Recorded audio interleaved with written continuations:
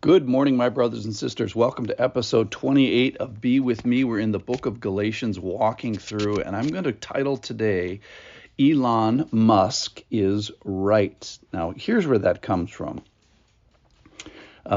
Subtitle is Sometimes Things Blow Up.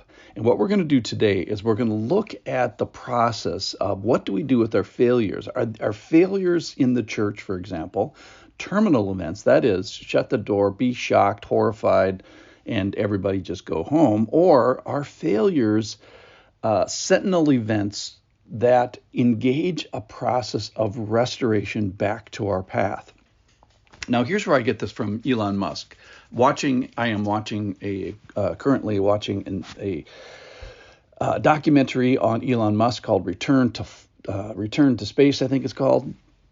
And it's about SpaceX and returning the U.S. to manned space flight, at least for now, back up to the International Space Station. And the history is just very, very interesting because they start back in 2006 and they launch a $30 million rocket and it blows up.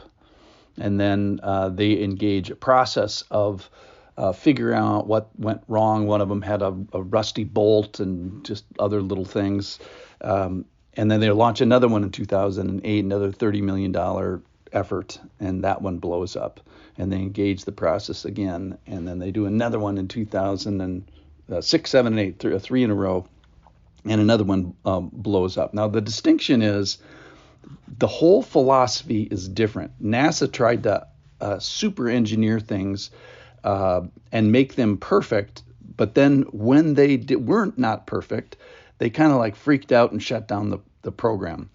And the thing I want to emphasize with Elon Musk and his SpaceX company is that his philosophy is that sometimes things blow up. In fact, we should expect it. In fact, they even have a name for it. It's called Rapid Unscheduled Disassemblies.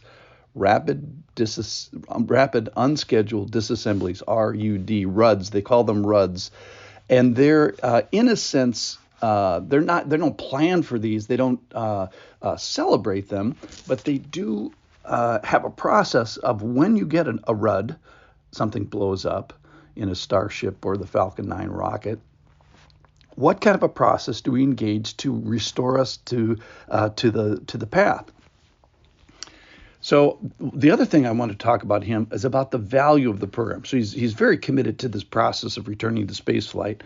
And I was thinking about the process of fellowship. The fellowship is so valuable. I said yesterday, it's the second most valuable thing in the church.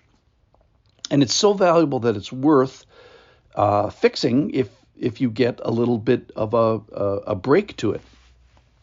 So the idea with Elon that I want to emphasize today is that you can have failure, yet you can still be en route, on course for achieving success. In his case, it's achieving space flight, and in the Lord's case, it's achieving a successful church. Now, don't get me wrong. I'm not assuming that failure is wonderful. I'm not celebrating the failure itself. What I'm celebrating is the fact that you acknowledge some failure, you acknowledge its reality, you don't kind of hide your eyes to it, which is kind of the distinction on the philosophy of how NASA did this.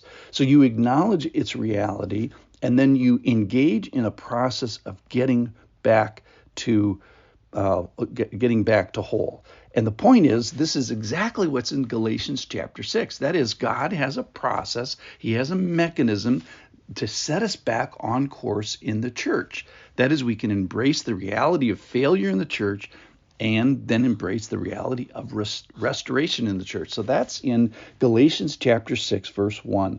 Brothers, if anyone is caught in any transgression, you who are spiritual should restore him in a spirit of gentleness.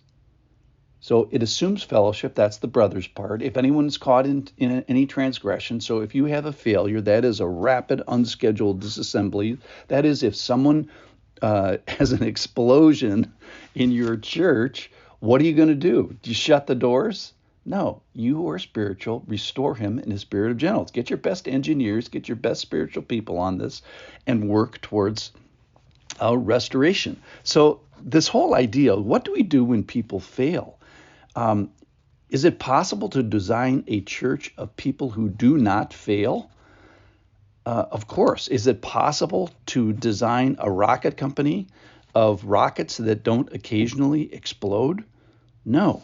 So if you're NASA, you kind of scrap the whole thing. You're horrified, you freak out, you shut the program. But if you're SpaceX, you say, it's not supposed to be this way. It's not ideal, obviously. How can we get back on track? How can we restore ourselves? And they look to a process of restoration. And the value is, this is important enough to sort of expect failures and understand that they're coming, and then how do we deal with them? So we establish part of our organizational credibility by this process of restoration. All right, so I just wanted to mention someone that's currently in our fellowship, and she joined our fellowship basically at probably one of the worst times in our church, just after there was this explosion. SpaceX, by the way, they exploded three $30 million rockets in a row.